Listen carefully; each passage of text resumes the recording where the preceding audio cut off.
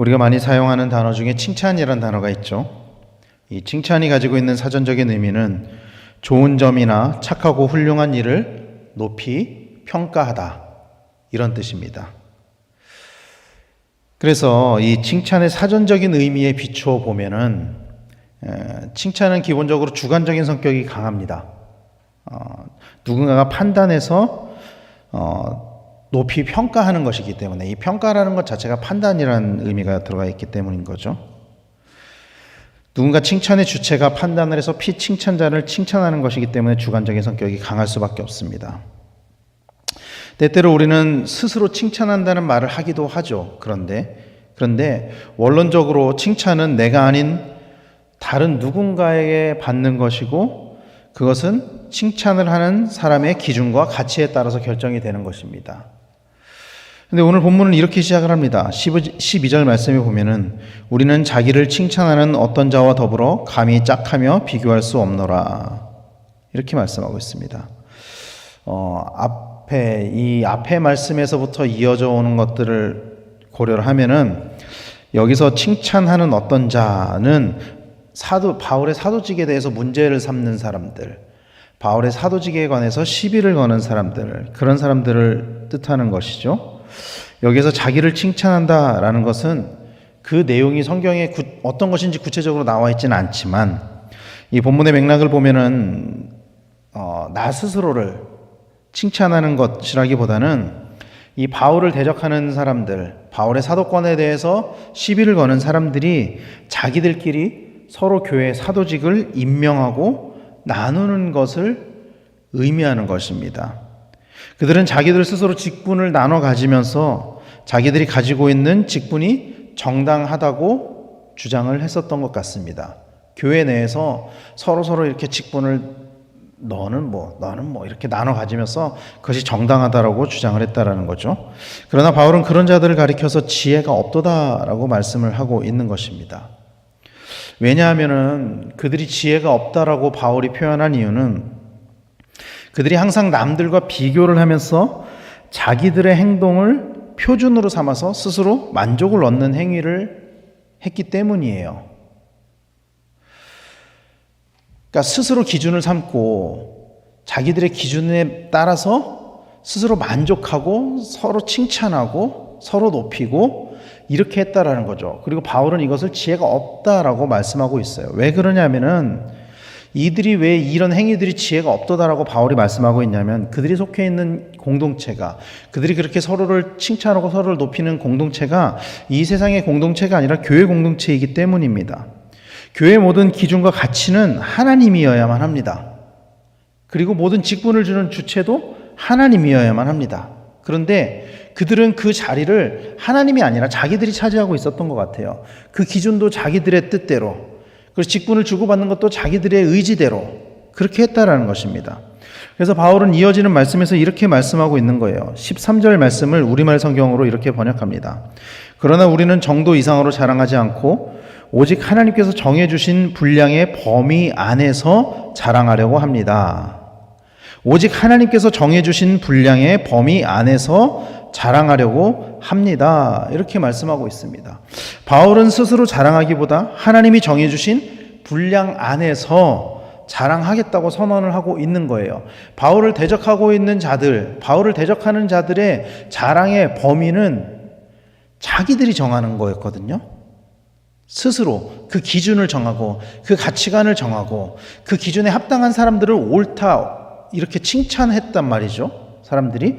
그러나 바울은 그 기준이 하나님이 정해주신 분량에 있다라고 말씀하고 있는 거예요. 여기서 한계를 뜻하는 헬라어 카노노스라는 이 단어는 어떤 뜻을 가지고 있냐면은 길이를 재는 막대기 혹은 줄자, 이런 뜻을 가지고 있는 거예요. 그러니까 바울이 이야기했던 이 한계라는 것은 그 막대기, 줄자, 그러니까 이 기준이 하나님한테 있다라는 거예요. 기준을 하나님에게 두고 있다라는 것입니다. 바울은 이 칭찬의 기준을. 지난 말씀에서 바울이 복음을 위해 부르심을 받은 것, 바울의 자부심이 복음을 위해 부르심을 받은 것이라고 저는 말씀을 나누었죠. 바울에게 있어서 자랑할 것은, 바울의 자랑은 무엇이었냐면은 하나님이 자신을 부르셨다는 것과 그 부르심 가운데 자기가 충성하고 있다. 이것이 바울의 자부심이었고 이것이 바울이 자랑할 것이었다라고 말씀을 나누었습니다. 그래서 바울의 자랑의 기준과 범위는 자기가 결정하는 것이 아니었어요. 하나님의 기준과 범위 안에 있는 것이었습니다. 바울이 그런 자부심을 가질 수 있었던 이유는 그 기준을 하나님께 두었기 때문이에요. 그렇기 때문에 자신이 사도로서 부르심을 받은 것, 하나님의 사명을 이루어가는 것, 이것이 자기의 자부심이었고 이것이 자기가 자랑할 수 있는 내용이었다라는 것입니다. 그래서 바울은 오늘 본문 17절에서 이렇게 말씀하고 있는 거죠. 자랑하는 자는 주 안에서 자랑할지니라. 이 말씀을 공동번역에서는 이렇게 번역하고 있습니다. 자랑하려거든 주님을 자랑하십시오. 우리의 자랑의 기준을 이렇게 제시하고 있는 것입니다. 개역개정에서는 주 안에서 자랑하라. 그리고 공동번역에서는 주님을 자랑하십시오. 결국 우리가 자랑을 해야 되는 것은 교회 공동체 안에서 우리가 자랑해야 하는 것은 그 기준과 가치가 하나님에게 있어야 한다라는 거예요. 그 기준과 가치가 그 기준과 가치의 주권이 하나님께 있어야 한다라는 것입니다. 이것이 교회 공동체 안에서 자랑해야 할 것들이라는 것입니다. 세상 사람들의 삶의 기준과 가치관은 눈에 보이는 것입니다. 교회 공동체와 세상 사람들의 기준과 가치가 다른 것이죠. 그래서 그들이 자랑하는 것은 자신의 소유, 성공, 명예 이런 것들입니다. 자랑해야 하는 것들이. 그러나 하나님의 백성의 기준과 가치관은 세상의 것과 달라야 합니다. 그 기준과 가치관이 하나님이 되어야만 합니다. 왜냐하면 우리가 하나님의 백성이기 때문입니다. 하나님 나라의 백성이기 때문입니다. 이거 무슨 뜻이냐면은 하나님이 왕이라는 뜻인 거죠. 하나님이 왕이시기 때문이라는 거죠. 옛날 왕정시대, 왜 우리가 보는 드라마 조선시대나 그 이전의 시대들을 보면은 모든 기준이 왕에게서 나와요. 왕이 옳다 그러면 옳은 거고 왕이 그르다 그러면 잘못된 것인 거죠. 그 기준과 가치관이 어디에서 나오냐면은 왕에게서부터 나옵니다. 사람들의 상식이나 사람들의 주관, 사람들의 가치관 이런 것들이 기준이 되지 않아요. 오직 왕의 판단, 왕의 기준이 중요할 뿐입니다. 그것이 가치관, 그것이 기준이 될 뿐이에요. 마찬가지로 하나님의 백성된 우리의 기준과 가치관은 하나님을 따라야만 합니다. 믿으시길 바랍니다. 우리의 정체성이 하나님의 백성이라면, 하나님 나라의 백성이라면 우리의 삶의 기준과 우리의 삶의 가치관을 이 땅에 두어서는 안 된다라는 것입니다. 우리의 정체성을 하나님 나라의 백성으로 두고 있다면 그 기준과 가치관이 하나님이어야만 한다라는 것을 믿으시기를 바랍니다. 그래서 하나님으로부터 옳다 칭찬을 받아야 된다라는 것이죠. 하나님으로부터. 왜? 하나님 나라의 백성이기 때문입니다. 그런 사람들을 하나님께서 칭찬하신다라고 오늘 본문은 말씀하고 있습니다. 오늘 본문 18절 말씀에 보면은 옳다 인정함을 받는 자는 자기를 칭찬하는 자가 아니요 오직 주께서 칭찬하시는 자니라 이렇게 말씀을 하고 있거든요. 하나님으로부터 옳다 인정함을 받는 자는 주님께서 칭찬하는 자라고 말씀하고 있습니다. 자기를 칭찬하는 자가 아니라고 말씀하고 있습니다. 사랑하는 성도 여러분, 그리스도인의 삶의 옳고 그름은 하나님께서 판단하십니다. 우리의 삶의 옳고 그름은 우리가 판단하는 것이 아니에요. 하나님이 판단하는 것입니다. 그리고 마지막 날에 하나님께서 그 판단으로 평가하고 심판하시는 것입니다. 성경 말씀은 그렇게 말씀하고 있습니다. 하나님은 스스로 옳다 하는 사람들을 칭찬하시는 분이 아니십니다. 우리의 기준과 우리의 가치관으로 옳다 하는 사람들을 칭찬하시는 분이 아니에요.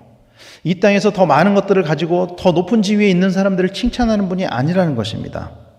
하나님이 칭찬하는 사람은 스스로 옳다 하는 사람이 아니라 하나님이 옳다 하는 삶을 살아가는 사람입니다. 하나님의 뜻을 쫓아 살면서 하나님을 사랑하는 것을 우선순위로 삼고 살아가는 사람인 거죠. 그래서 그리스도인들은 사람에게 인정받기보다 하나님을 기쁘게 해드려야만 합니다. 믿으시길 바랍니다. 사람들에게 칭찬받는 것보다 하나님을 기쁘시게 하는 것, 그것이 그리스도인의 삶의 가치라는 것이죠. 갈라디아서 1장 10절 말씀에서 바울은 이렇게 고백을 했습니다. 이제 내가 사람들에게 좋게 하랴, 하나님께 좋게 하랴, 사람들에게 기쁨을 구하랴.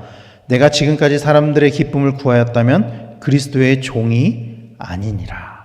이렇게 고백을 하고 있습니다. 그리고 바울은 마지막 날을 살아가는 그리스도인들에게 이렇게 권면합니다. 고린도전서 4장 5절 말씀에 그러므로 때가 이르기 전 곧 주께서 오시기까지 아무것도 판단하지 말라.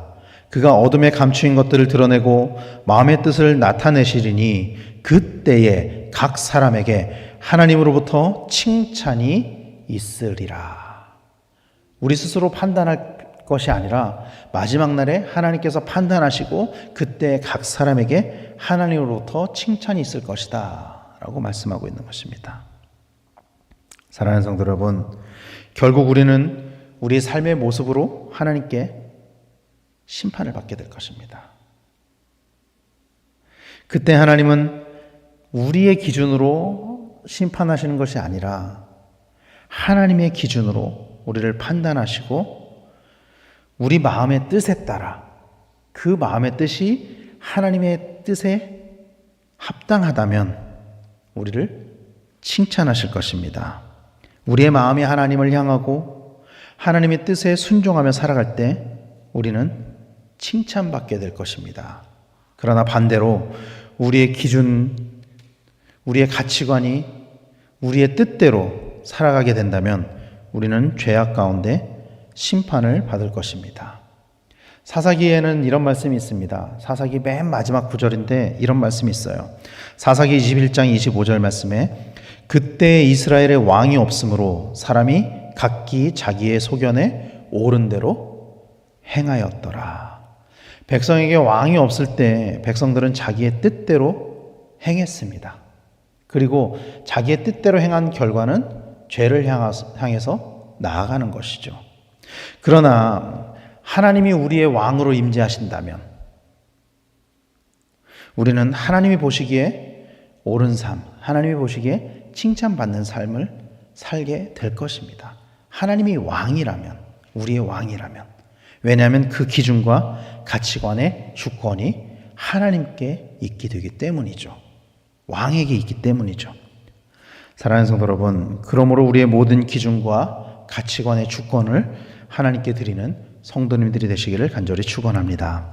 하나님의 뜻에 순종하며 하나님이 맡겨주신 그 사명에 헌신하며 그로 인해서 하나님께 칭찬받는 성도들이 되시기를 간절히 소망합니다. 하나님의 오름에 동참하여서 이 땅에서 하나님 나라의 백성으로 하나님 나라를 경험하며 살아가시는 우리 성도님들이 다 되시기를 예수님의 이름으로 간절히 축원합니다. 기도하겠습니다.